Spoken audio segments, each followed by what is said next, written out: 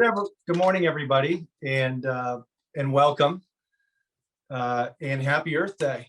I'm Ron Kinghorn. I'm a partner based in Boston with PwC, and one of the roles that I have an opportunity to be a part of at PwC is leading our consulting business that is focused on environmental, social, and governance issues, or ESG, and sustainability.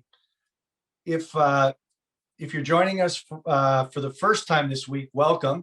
If you're back to join us after being a part of other events this week, we're really happy to have you here. The discussion that we've queued up today is one that we're very excited about. It's clearly very, very timely. Not only Earth Day, but President Biden pulling together 40 of the world's leaders to discuss climate and climate action today. And we know that there are a lot of eyes on this topic. There's a lot of great questions that are evolving. And we know that business and business leadership plays a critical role in our success, our ultimate success, against some very important objectives that we all share. And in doing so, we believe, and we've observed, the leading companies are really doing a fantastic job of connecting purpose all the way through driving profit and delivering prosperity for all.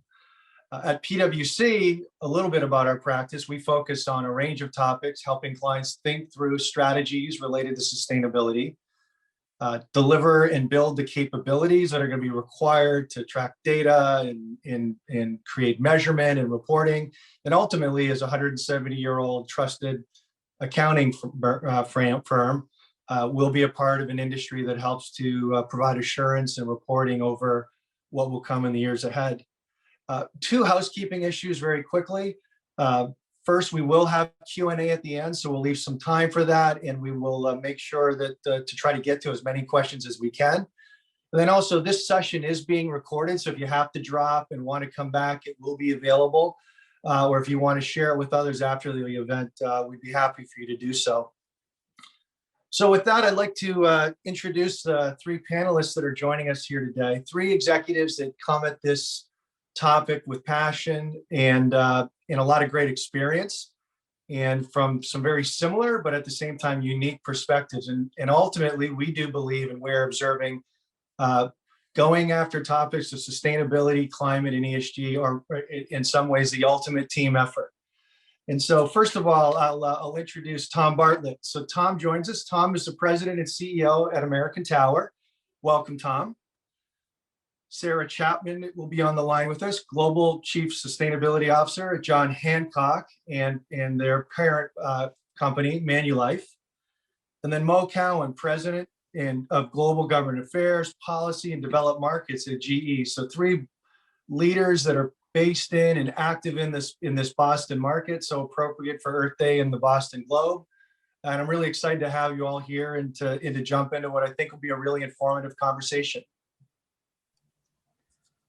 Thanks for having us. So why don't we open it up? And Tom, well, I'll turn to you. Okay. You and I have worked together for a while, and I do know, like, this has been a really interesting year in many ways, and this has been your first year serving as the CEO at American Tower. And would love to have you just open and reflect a little bit on how ESG and sustainability connects to the purpose that ATC is driving, or that the purpose that you're bringing as the senior leader. And maybe just share some thoughts about that, and maybe help us connect a little bit here around sort of societal value and sort of business value and sort of that equation as you wrestle it, through the CEO lens. Okay. No, thanks, Ron. And I'll start it off. And first of all, I want to thank you and PwC and the Globe for having us all here. I'm sure I speak for both Sarah and Mo that it's incredible to be part of this incredibly important topic, and particularly on Earth Day. So it's great to be with you. I thought I would spend, if I can indulge you, just maybe 60 seconds or so on who we are at American Tower. Just to give people a little bit of perspective on some of the comments that I may lay out.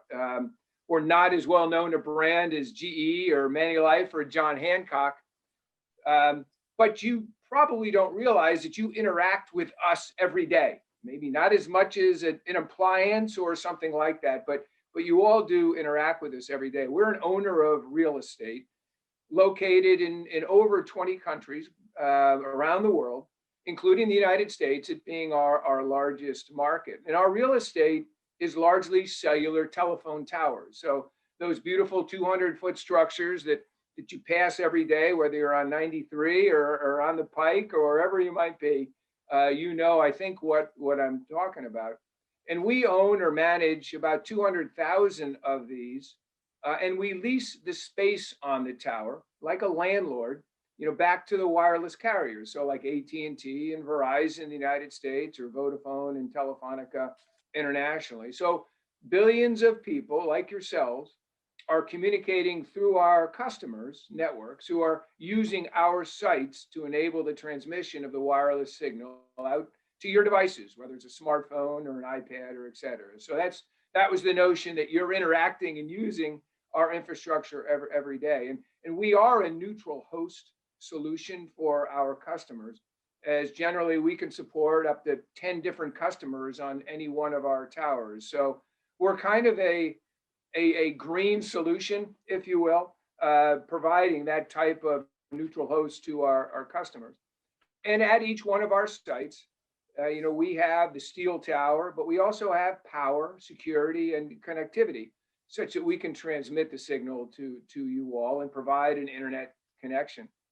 So when you kind of step back now and you think about, well, if you think about around the world, roughly half of the population does not have an internet connection, which correlates incredibly closely to roughly half who are living in poverty. So the pandemic that we're living through has really underscored the need for better connectivity globally, including here in the United States, as President Biden has rolled out his large infrastructure plan, which of the 2.3 billion, about 100 billion is actually earmarked towards bringing broadband to the rural markets within the United States. So with that as a backdrop, our overall purpose, Ron, is to enable wireless communications everywhere that we can. And so there's so many intersections between that particular purpose and, candidly, what we believe to be what's right for our society, as well as bringing value to our business and other businesses. In the area of inclusion, I think I only have to ask this audience, what would life have been like over the past year without an internet connection? Or what have been the benefits, if you will, of being able to hold school virtually, talk with your doctors virtually, or being able to conduct business? I've seen villages around the world who are the most poor in their countries flourish as a result of having a refreshed commerce that they were able to enjoy by having an internet connection. There's a village in Colombia that it's so emotional to me, that who are now, as a result of having connection, able to sell their produce. They were onions that they could only sell within their village. And now, as a resulting of having a broadband connection, they're able to sell their onions globally.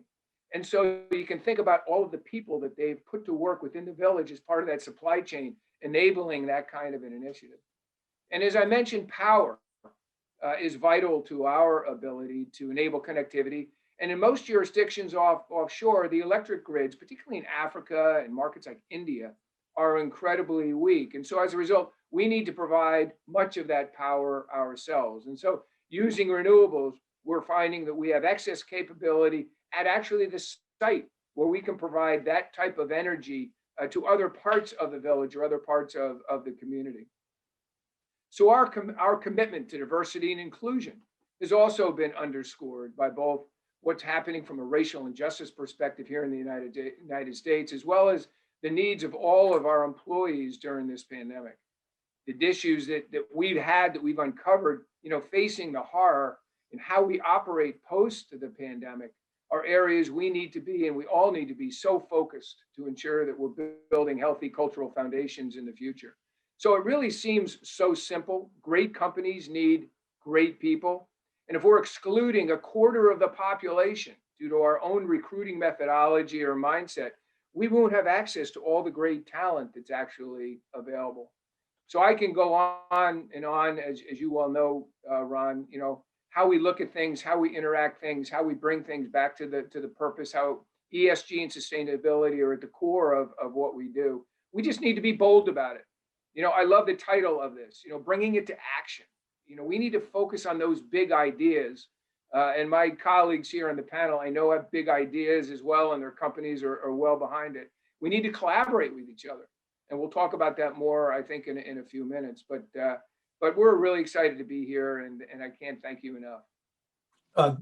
Tom, thanks for that. I mean, I think that's the perfect opening, right? We've got a CEO in your first year taking in this broad global pandemic and leading a company through that, at the same time reflecting on each of these elements that you laid out. So it's a great frame. So thanks for that. Sarah, why don't I call you into the conversation, because I know you've been at Manulife now and Jan Hancock for about a year. I know you had a really successful run as a consultant in this space and have had a career dedicated to sustainability. So your perspectives are broad and deep. Could you do the same sort of reaction or feed off of Tom's opening in terms of reflecting on purpose, connecting to the climate agenda, anything else you want to do to kind of open the conversation here from your perspective? For sure, Ron. Thank you. And thanks for having me today. So purpose has, as you know, been a really hot topic for a number of years now. As we're starting to see the goalposts of what it means to be a successful business continue to accelerate. More importantly than that, the purpose agenda has shifted significantly beyond, a fancy motto or manifesto, and customers, employees, and even shareholders and investors now are starting to become more sophisticated in that they want to see demonstrated evidence of purpose, not just words on a page. And at the same time, the sort of principles of what a strong purpose is, including, one that delivers long-term sustainable performance, and therefore one that is future focused, is more critical now than ever. And anyone that's looking to both the present, whether you're reading today's headlines from Biden and others, and also looking at the future, would see that climate change, as a particular issue, is directly linked to this future focused mindset. And every company, no matter how big or small, truly has a role to play here. So at Manulife and John Hancock, our mission, decisions made easier, lives made better, taking that beyond just the words that they are, really is truly a guide for everything that we do at Manulife. And to put it in other words, really our mission is about making lives better with a future focus. And there's nothing more central to that, especially on Earth Day today, than also ensuring that we're on a healthy planet that can support all of our futures. So quite literally, we can only fulfill this mission and give our customers the confidence to plan for their future, whether it be from our retirement side of the business or a life and health insurance side of the business, if we truly address the impacts that our business has on climate change and actually start to be part of the solution. So for us, as we think about our purpose and then, thinking about the climate agenda, it came down to realizing the important role that we have as Manulife John Hancock, from whether it's from the perspective of our 37,000 employees or our 118,000 agents and over $1 trillion in assets under management. We actually have a critical role to play in the global climate solution and the journey to get there. And it's really about how do we put those assets to work in a more sustainable way. And I'll give you just one very tangible example. For us, it's directly linked to our business. So within the US, we have Hancock Natural Resource Group, which is really our forest and farmland assets. And they are a major contributor to natural climate solutions. So as we think about, yes, helping companies, transition, if we think about the energy transition and a lot of what, Biden has announced today, it's also about what are the solutions that are actually going to help us, remove more carbon from the atmosphere. And as we think about some innovative products on the forest and farmland side, we, not only is that climate solution, but it's actually deeply embedded in the success of our business for the future. The last thing that I'll say to just open this up is sort of ESG more broadly, so environmental, social, and governance issues have a tendency to become a little bit of a reactive space for companies that don't have a well-defined purpose, right? So if we just look at 2020 and the numerous issues, that came up, whether it was, in January and Australia was on, wildfires in Australia, and it was climate change, and then there was the Me Too movement, and then of course COVID from an employee health and well-being perspective, and then Black Lives Matter and Asian hate, and there were so many different ESG issues that popped up. But when a company has a strong purpose and a guiding light and a North Star, it helps guide them on the issues that are most material and important to them, and then focuses their efforts in the right spaces that are truly relevant to their business and their stakeholders. Thank you. Another great opening. I love as we pull this thread here and we connect the dots of the various perspectives and professionals and roles that are leaning into this. Let's bring Mo in, right? So Mo, if you wouldn't mind, join the flow of this conversation. Well, obviously we'd love to hear a little bit of sort of your perspective on purpose. You've been leading the GE operations in Boston now for a couple of years. I know that you serve in a global government affairs role. Clearly, you come from a legal background. You've served in government as our senator and as a part of the state government. So you're bringing another sort of set of lenses to this. So maybe we'll turn it to you and ask you to open here on your thoughts at GE and purpose and sort of the overall topic. Thanks, Ron. Happy Earth Day, everyone. Ron, thank you and your colleagues at PwC. Thanks to the folks at the Globe for hosting this important conversation. Timing couldn't be better, obviously. Yeah. The topic couldn't be any more important. So listen, thrilled to be here. GE talks about purpose, and we talk about, we rise to the challenge of building a world that works, right? And for us, it's more than a slogan. And by the way, what's not said there, but implied, I hope everyone appreciates, is that we're building a world that works for everyone. And I think that's important as we talk about continuing the conversation we have today. And our reality is we've been many different kind of companies over our nearly 130 years of operations. But in each of those iterations, including today, we've been about inventing or innovating for the future of industry, for the good of the people and the planet. So our purpose reflects three important opportunities, Ron, as we think about today, right? It's the energy transition to drive decarbonization. It's precision medicine that personalizes diagnoses and treatments. And there's the future of smarter and more efficient flight as part of the transportation matrix. And that reflects the portfolio of businesses we operate in now, and particularly in the energy space.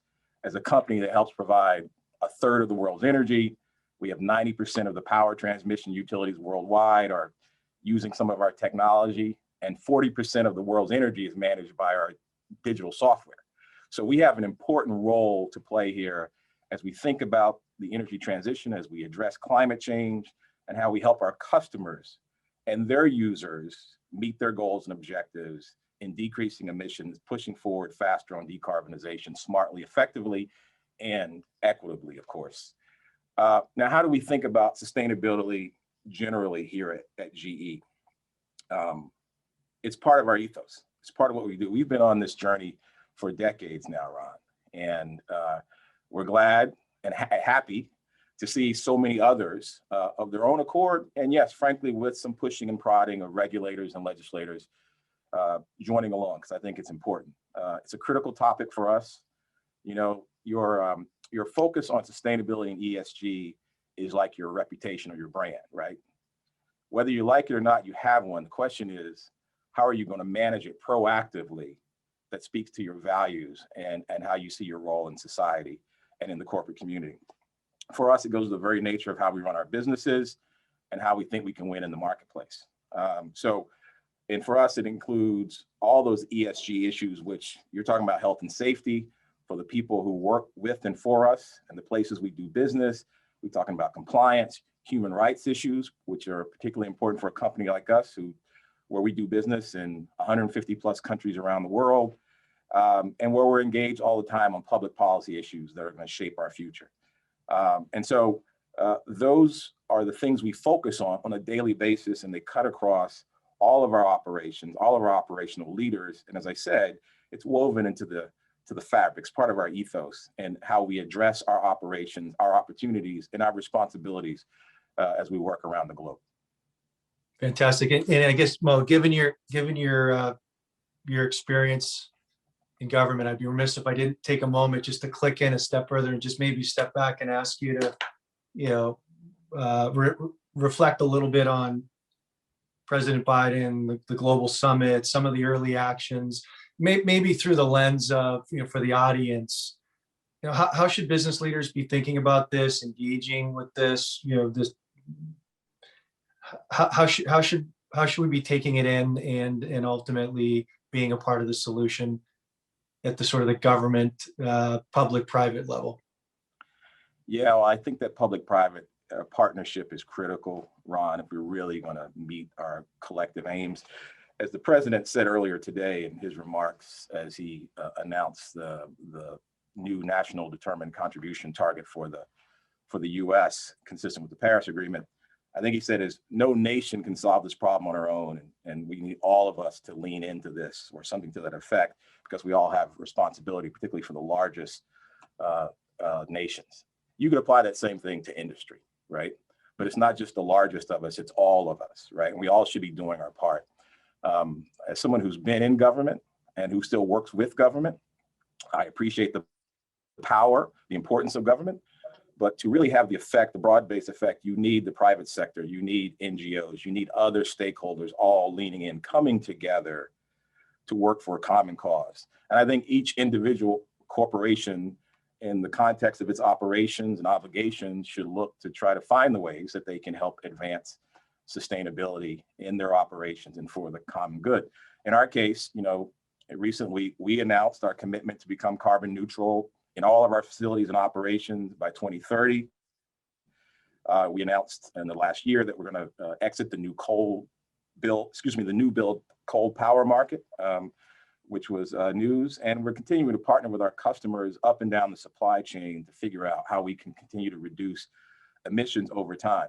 And we're proud that we're a leading voice and contributor in the renewable space with our renewables business, particularly our offshore wind sector, including right here in New England, where with the Haliade X-Blade and the Vineyard Wind project that's going to be coming online soon, we hope, we're going to play a leading role with our partners in advancing the offshore wind industry here in the States.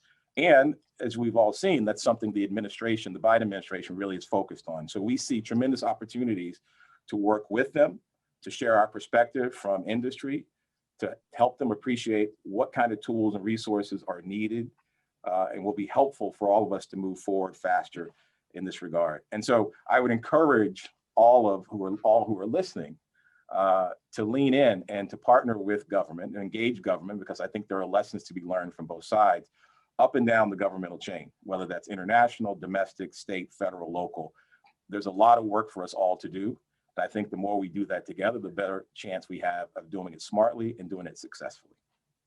That's fantastic. Tom, maybe I'll bring it back to American Tower for a moment and give you an opportunity to reflect on Sarah and Mo's comments, and maybe share. You shared some good stories on the opening, but if you can, click in a little bit to some of the other sustainability efforts you have going on at the company. And I think you've been on a really tremendous growth path globally, and you've been standing up operations and influencing communities in some of the world's most emerging markets. So any reflections when we think about sort of the global nature of this, or some of the things that you've been doing and driving in the market?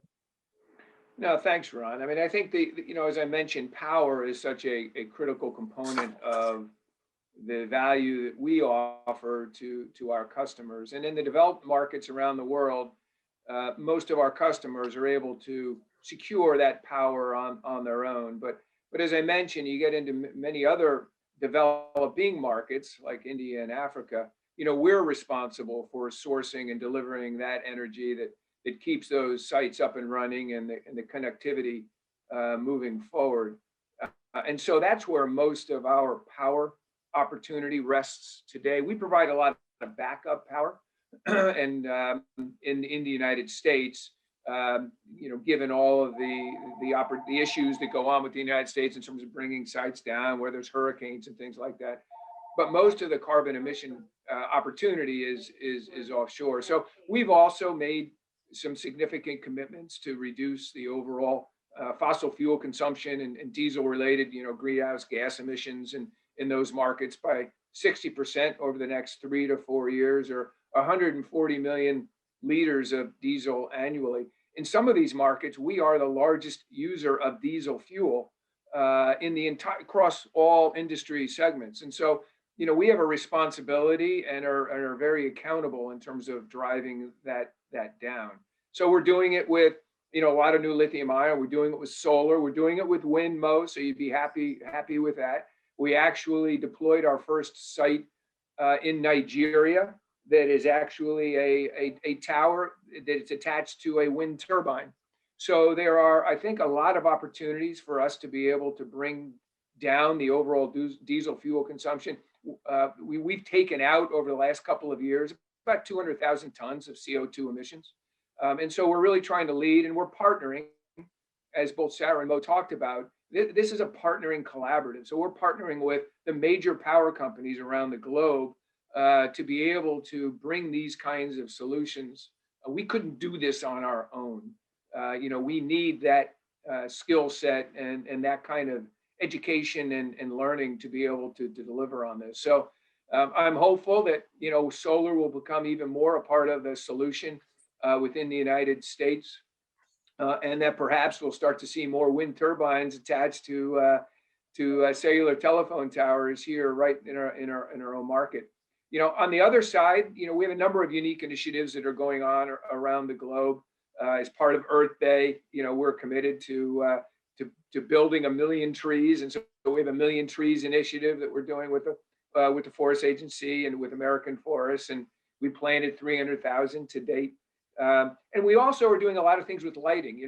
In many of our sites, because of the height of them, we need to have lighting on them. And so we brought in all LED lighting into all of those sites, which is also a much more efficient way of using energy. And so there are a number of unique elements out there, Ron. But as I said, it all ties back to the underlying purpose of providing connectivity to everyone. And we believe that that's such an initiative that's so important for all of us, for all of our collective futures. Thanks, Tom. And I think we're starting to pull some themes here. I think we opened on a very purpose-led message. I think collaboration is a theme that is coming through here. Global, right? I think appropriate for Earth Day. The solution here is a global one. And I think that Sarah, maybe I'll bring you back in, because you too have a global mandate as the Chief Sustainability Officer for the entire company. And I think you mentioned, or I noticed a part of your mission statement also talks to this idea about the equal commitment to making a positive impact on the communities where you live and work. So similar to Mo and Tom, could you reflect a little bit here on sort of this global question, and maybe where you can help us make the connection between start driving some of the S in ESG, sort of these social issues. And I think we've hit on some of this already. Everyone has at some level. And some of those elements, and sort of any sort of mutual benefit to the other elements of ESG or purpose or strategy, or anywhere you want to go. Sarah? Sure. Thanks, Ron. So to sort of answer your first question around, global but really local focus, right? This is, I often say I have two tools in my hand. I have a telescope and a microscope, and the telescope is really to have a really global view as to the most critical issues that we are facing globally, but then with my microscope, really being able to, dig into local communities and making sure that we're having an impact there. And so specifically on the community side, this past year has reminded all of us of the power of local communities and the importance of preparing for the future, and local action really remains critical for us. In the Boston community, I'm sitting in Toronto, but have lived and worked in Boston for many years. And for those joining from Boston would know that John Hancock has been a principal sponsor of the Boston Marathon for 35 years. And over that time has helped raise more than $400 million for local charities, along with the Boston Athletic Association through our marathon nonprofit program. And that's just sort of one very local example of how we're working to, truly build healthier and more equitable communities on the ground where we live and operate. But to speak to the intersection, interestingly, of E and S, because often when we think about ESG, they're sort of truncated and it's like, okay, our climate agenda is over here and our, social agenda is here with communities and with diversity, equity, and inclusion, and then governance is over here. But actually, truly, I mean, Ron, your question about how they are, starting to intersect. If we think about, how this pandemic has posed threats to both, the economy, to public health, to the livelihoods of the communities in which we live and work and raise our families, climate change presents equally serious threats. And, the events of the past year have heightened the need for companies like ours to, really sort of shape the agenda and sharpen our focus.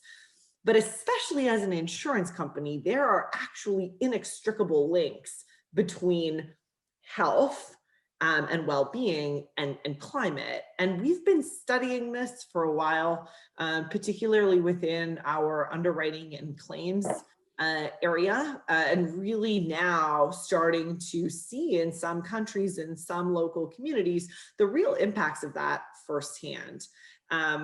So, interestingly, if we think about some, just tangible examples of this, one of our big priorities on the E side of things is biodiversity and nature. And as we're now a year into this pandemic, we're actually starting to see truly the negative effects of the lack of access to the outdoors from a human health perspective, for people, living in apartments, let's say, in densely populated urbanized cities around the world that actually don't have good access to green space. No one can deny the impacts that that's having. By way of just local news here in Canada, our premier had announced about a week ago that, all playgrounds would be shut because of COVID, because of the increasing cases here. And there was such significant backlash from the community because people just are craving and need that, experience of being out in nature and outdoors. And so for us as a company, given our forest and farmland, assets, really a critical component for us. And so we're starting to truly see the intersections of, the environment and the social side of things, start to really come together in the context of both climate change, biodiversity, nature, and other pieces. So.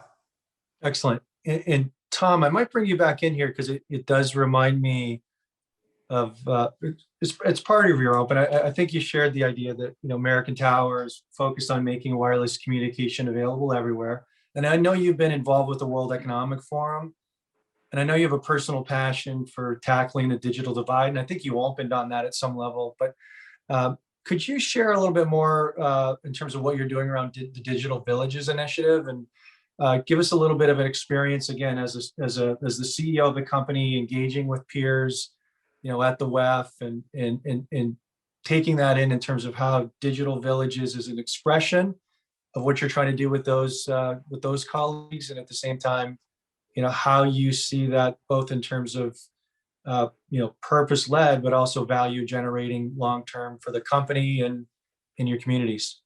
No, I mean, thanks, Ron, for that question. I mean, I look at for every opportunity to be able to talk to this, simply because of the opportunity that I see on a global basis. I mean, if you're double clicking on kind of my earlier point regarding serving the underserved with a viable broadband connection, even here within the United States, several years ago, we initiated a program within American Tower that we branded Digital Villages, and we've just evolved it now to digital communities.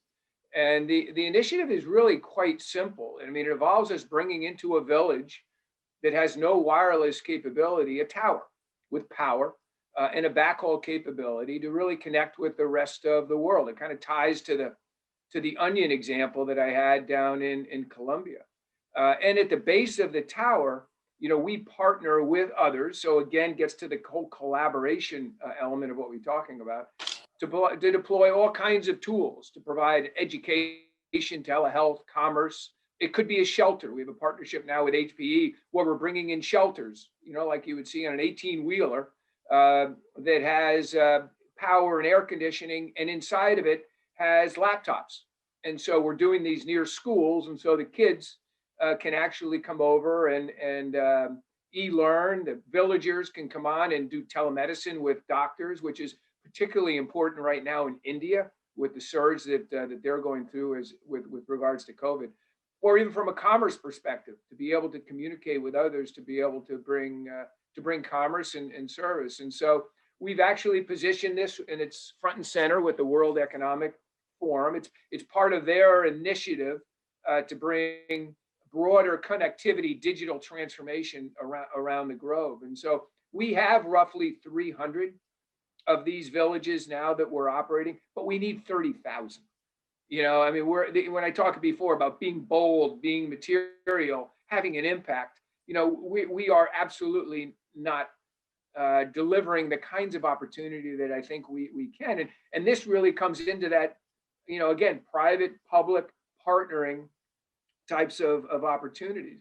I like in the initiative, it's like putting bread in somebody's hands.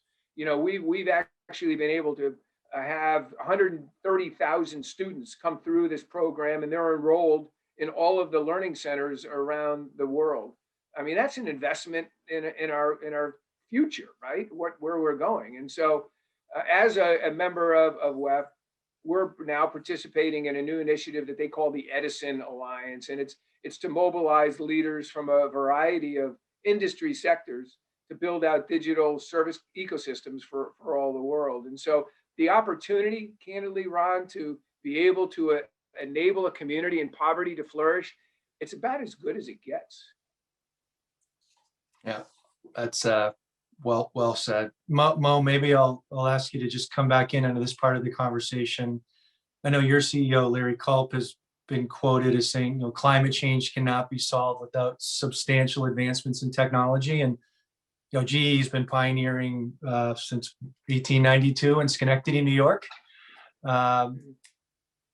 Anything else you want to add to the conversation, reacting off of Tom and Sarah? I know you did hit the highlights on some pretty interesting emerging tech in the energy transition journey, but just wanted to call you back in, Mo. Anything else you'd like to add to that dialogue? Yeah, thanks, Ron. First of all, happy to hear about Tom and the work going on with the World Economic Forum, which we've attended and participated in over the years. I'm always excited to hear anything named after Edison. That's we here at GE are pretty fond of that, and the work in STEM, which Absolutely. We've been involved with as well. So Larry Culp, our CEO and chairman, is quite bullish on both the need and opportunity for us to play a leading role here, and the important role of technology and innovation and actually getting us to where we want to go, Ron. And I did speak about a few things earlier, but thanks for the opportunity to talk a little bit more about it.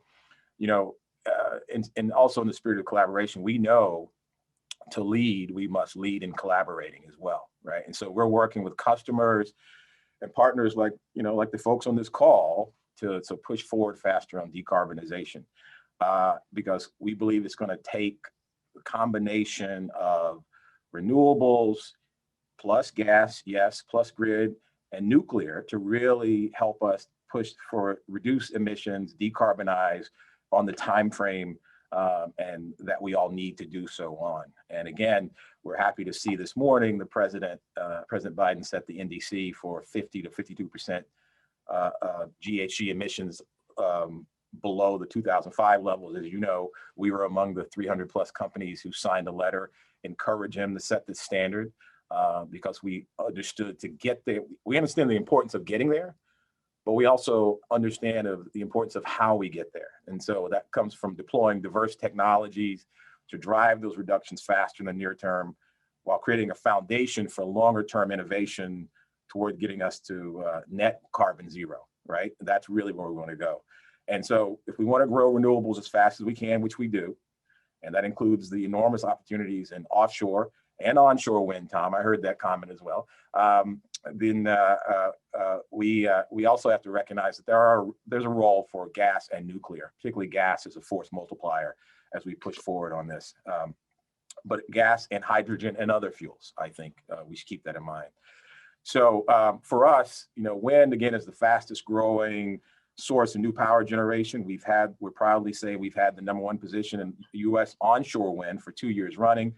I mentioned our Haliade X wind turbine is the most powerful offshore turbine being built today. Gas, again, force multiplier, vital complementary role in decarbonizing at scale while providing flexible, dependable energy sources. Our HA turbines can work with up to 50% hydrogen natural gas mix with the possibility of all hydrogen in the future. So we're designing today for needs of today, but future possibilities, appreciating that the technology and innovation will continue to evolve. And we have over 70 gas turbines out there online using hydrogen already, and associated fuels for power generation for over 6 million operating hours in the aggregate. On the grid, we were there early on 100 years ago to help put in place the first grid to help electrify the world, the US. Now we're focused on modernization of that grid, building resiliency in that grid with all the partners who are necessary for that, which we're going to need as we really push forward faster on renewable fuels. Our digital storm assist software, as I mentioned before, can help better predict and prepare for weather-related outages. So we see our opportunity and need and responsibility to be a leading voice in that grid space. And last, but in no means least, I mentioned that, and that's the nuclear. The nuclear, particularly advanced nuclear fuels and technologies, are going to be very, very important as we move forward in this energy transition, Ron. And we're working to make the first grid scale small modular reactor operational later this decade. We're very excited about that and what that product, those services, that technology is going to mean for the energy transition and climate change. Well said. Well done.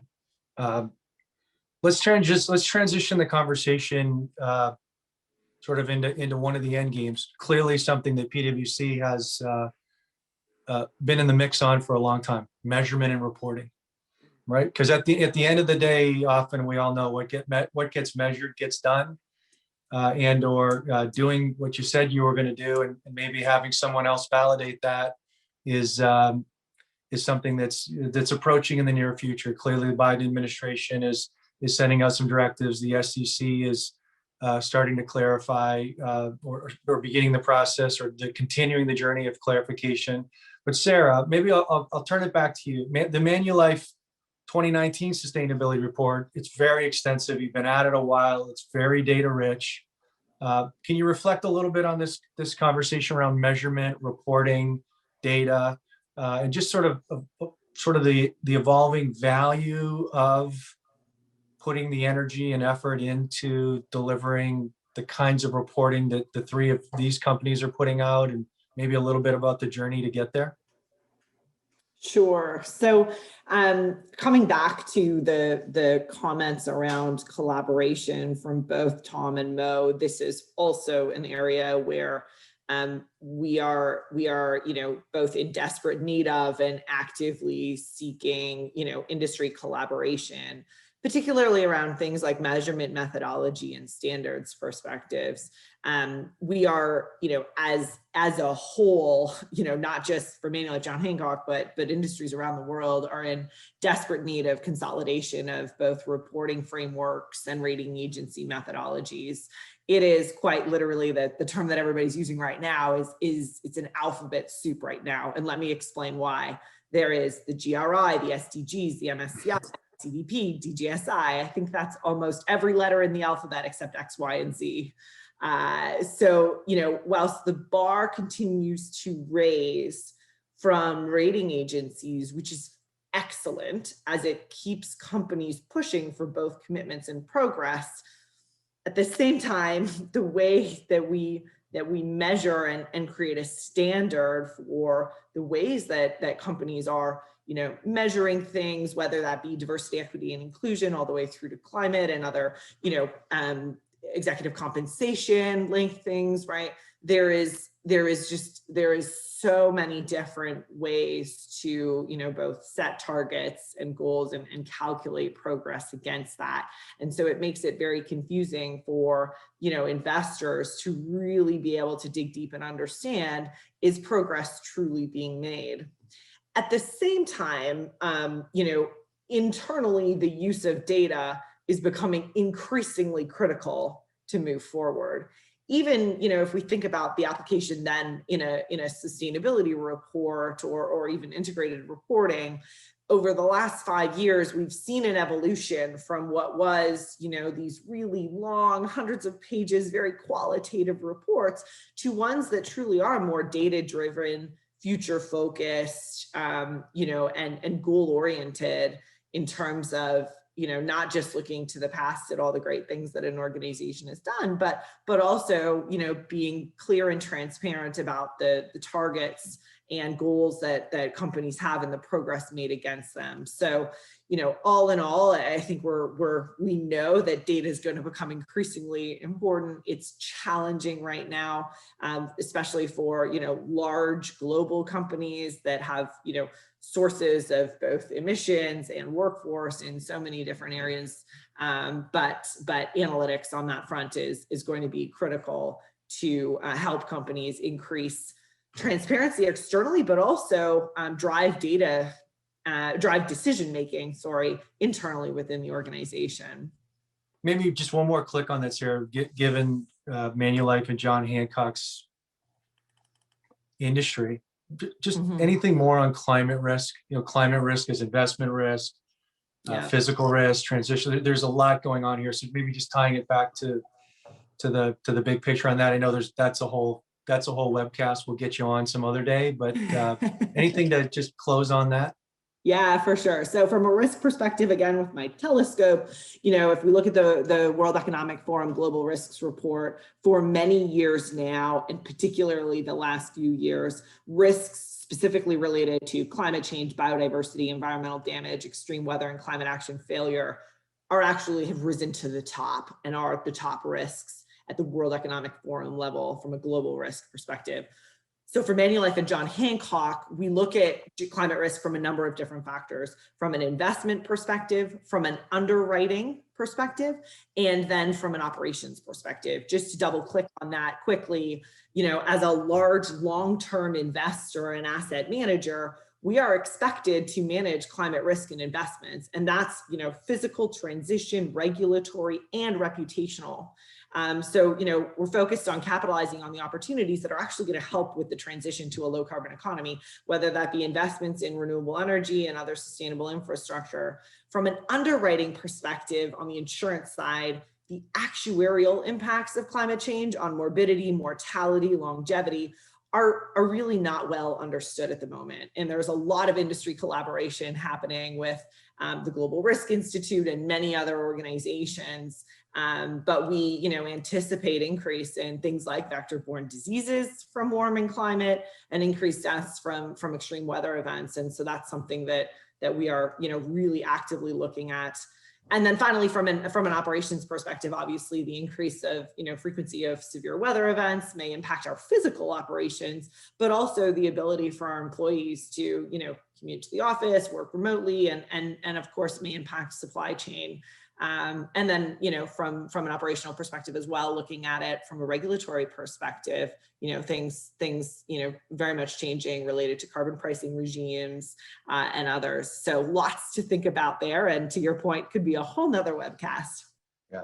Mo, maybe I'll bring you back in on this. I know we've talked in the past a little bit here about, some of your thoughts on probably the alphabet soup that Sarah referred to, but anything else in terms of measurement, data, maybe connecting back to the sort of this your experience in government, thinking about the standards setting that's going on and the evolving regulation that we're all facing?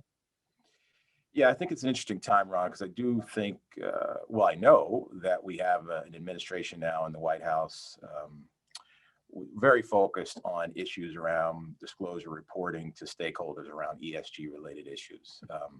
President made that part of his political platform. There is a lot of, no pun intended, energy around that. And we have the regulatory agencies who traditionally regulate and govern disclosure looking at this issue now. This is one of the places where I think it's critical that government reach out to business and business reach out to government to help them appreciate sort of the impact of the dissonance among some of the reporting regimes, the alphabet soup that Sarah talked about. And for those of us, companies like us who've been reporting on sustainability or ESG issues for years, we've had to wade through that soup a little bit, and it creates a challenge. And I think in order for us to provide for all stakeholders what it is they want to know about what we are and are not doing in the ESG space, we need some standardization. We need some consistency. We need fewer of those letters in the alphabet that are available to us. And I think it'll be critically important, particularly not just for the largest enterprise like ours, who've been on this journey for a while, but for smaller, medium-sized enterprises who need to get on this journey or maybe just beginning it and want to understand how to really engage in this work and report to their stakeholders what they're doing in this space. And I think that's going to be critical. So, fundamentally, from our point of view, what we want, what everyone needs is accurate, timely, meaningful disclosure, but consistency across those disclosures so that stakeholders can measure fairly all of what we're saying and all of what we're sharing and hold us to account. So in some sense, we're all on the same journey, the regulators. This is a place for that public-private collaboration. And I think we can't miss this moment. We must rise to meet this moment. Otherwise, it's going to make it even more difficult as we try to pursue the journey further. And in our case, our work in this regard, our reporting has evolved. We're going to have our latest sustainability report coming out later this year, which is reflective of our engagement with some of the agencies that Sarah spoke about, but also, most importantly, our engagement with stakeholders from across the spectrum: investors, employees, customers, suppliers in the supply chain. And so if this is our future, it's our present, and I think it's our obligation to lean in together and figure out how to make this reporting regime fair and smart and consistent where it can be. And I think that'll be important for all of us for the long run. Well, so maybe Mo, I'll stick with you. We're going to bring our time together here to a close. So time flies. It was really, really fun kind of listening to all of you on this topic, but and you've already done this throughout the conversation, but Gina McCarthy opened this week with a keynote that shared a lot of vision and hope and possibility for the future. I'm just wondering if you could take a moment to reflect on that, give us a few thoughts or one thought in terms of, well, two things I'll ask.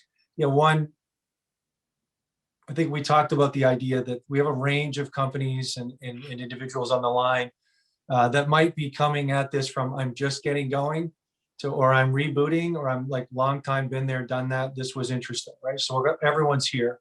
But if we focus in on those folks that are just starting out on this journey or trying to take in this conversation. So two questions, sort of advice for that group in a sense of, your sense of hope or vision over the next 10 years in terms of when we're doing this again in 10 years, what are we all going to be talking about and what might we all be reflecting on?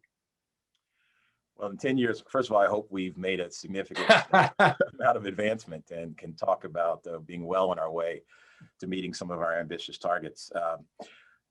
First of all, always excited to see and hear from Gina McCarthy. And you got to give it up for President Biden. He knows where to reach for thought leadership and talent in this space with Gina McCarthy and, of course, John Kerry, both of whom I have some relationship with. So it's excited to see them leading this charge for the states as the U.S. looks to sort of resume a leadership mantle in these discussions, along with the president. As I said earlier, just a few minutes ago, Ron, for the companies, there are companies like GE and Manulife, and, we have a lot of operations, and I have a lot of colleagues across our enterprise who are focused on ESG related issues in every sense of those words. But if you're just starting out, if you're a small, medium-sized enterprise, how do you get started? Like, what are the things to do? And even as the standards continue to evolve, I think there's a lot that can be done. And the most important thing you can do, which we do all the time, is engage with your stakeholders. First of all, to understand what it is that's on their minds, what are their concerns, what are their areas of interest. I think it's also important to think about ESG, formulated on what are your values as an enterprise, as a company, as a community player, right? That is the foundation for your ESG journey, right? Base it in your values. And the reality is we talk about ESG, and sometimes we talk about it as if it's something new, or we're adding something to the way we work or operate. The reality is it may be a relatively new label for some, or the way we compile things, but in fact, it's probably germane to most of our operations, whether we're small or large, just beginning, or you've been in this business for 130 years, right? But it's all grounded in your values. And I say stakeholder engagement with everybody in your stakeholder pipeline is critical to you establishing your ESG journey and succeeding on your ESG journey. And by the way, that covers everything, not just the climate issues we discussed today. Tom spoke about the investments that American Tower is doing in the STEM space.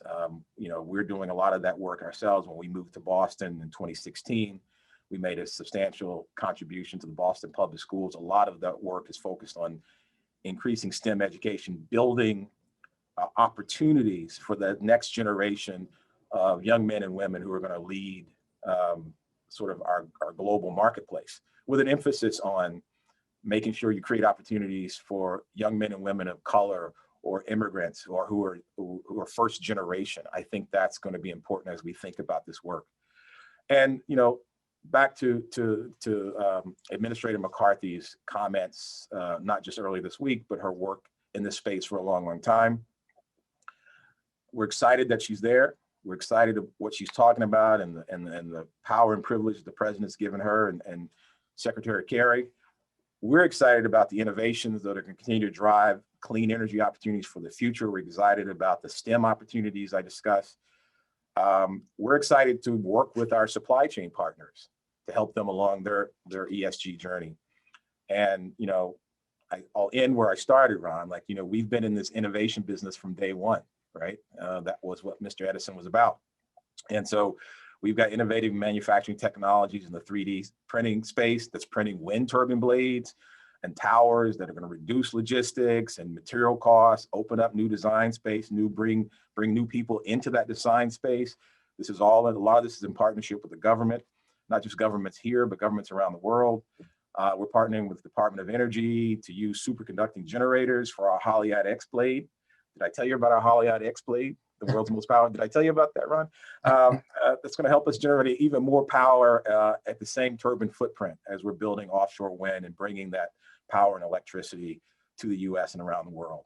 And that work means that we don't have to use rare material elements and help improve, the energy supply chain. So we're excited because this administration and this government and governments around the world are creating challenges, but opportunities for all of us to really push forward. And I think this is the moment for industry to step forward, grab hold of that mantle with government and lead in this regard. And we're proud to be part of that. Thank you, Mo. And I've been, for the audience, I've been taking in your Q&A and I'm working in as many of your questions into my questions. So we're getting to a lot of it as we go. Sarah, I'll turn the same question to you and ask you to kind of close with your thoughts here. And if there's anything in terms of, I think you've hit this really well, but we have a number of young people that are just starting out and wondering about career paths and wondering about how to take all this in and how they can be a part of what corporates are doing. Sarah, I'll ask you the same question I asked Mo. We're kind of reflecting on the moment, like what's your immediate advice and what's your hope? Yeah, thanks, Ron. So just to sort of circle back, one of my original comments was that ESG can become quite a reactive space in that, if you don't have a well-defined strategy or don't truly understand the most material ESG areas, you can get lost in what feels like a lot of things to tackle. And so for, companies that are just starting out on this journey, really thinking about what's most material to our business and just focusing there and not getting distracted by others. There will be credibility gained when you can make meaningful progress on a couple of topics versus trying to be everything to everybody across all of those topics.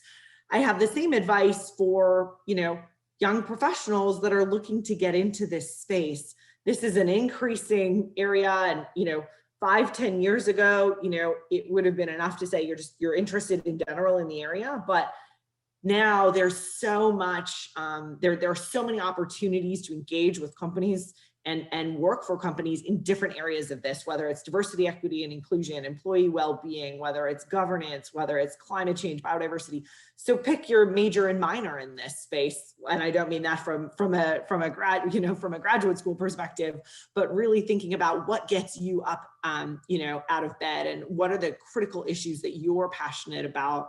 And narrowing in from the broad ESG topic perspective to really say, I'm going to be an expert in this and help companies on that front. So, Well, thank you. Great advice. And I think we all know that the answer to our future lies with our youngest employees and those that are emerging from colleges and high schools. So back to collaboration. We're truly all in this together.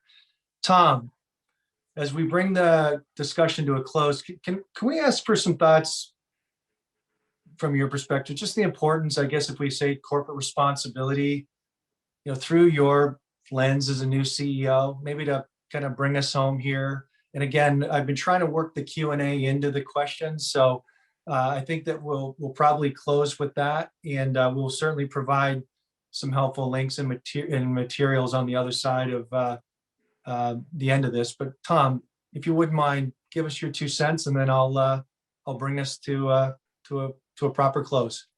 No, thanks, Ron. I mean, it has been a great conversation, and it's great to see such incredible leaders with Mo and Sarah.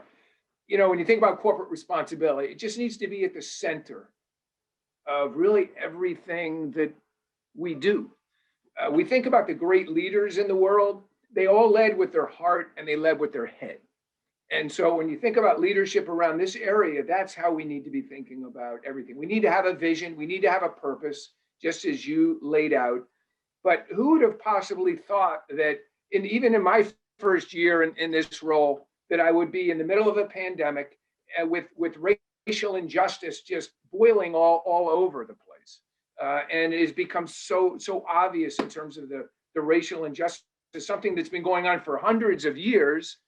But I think now we have an opportunity to hopefully do something about it ultimately.